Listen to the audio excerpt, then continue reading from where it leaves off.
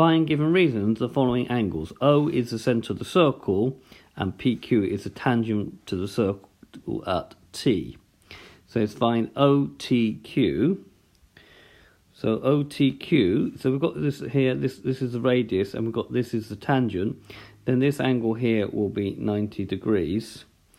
So OQP is perpendicular to OT, tangent radius property.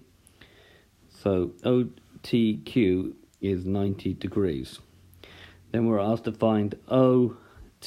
So OTR is going to be this angle here. Well, this one and this one add up to 90. Therefore, we can find this one by doing 90 minus 56, which makes 34 degrees. And angles that add up to 90 degrees are called complementary angles. Right, now we need to find ORT. ORT, so this is this one here. Well, this here and this here are what's known as equal radii. So this triangle here is an isosceles triangle.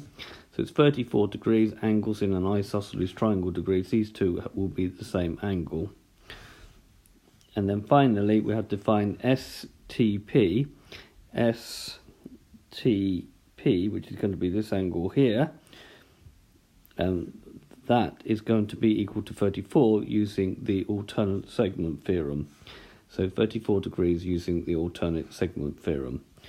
So this has been a video to show how to find angles in a circle, and in particular using the alternate segment theorem. I hope you've understood, and I thank you very much for watching.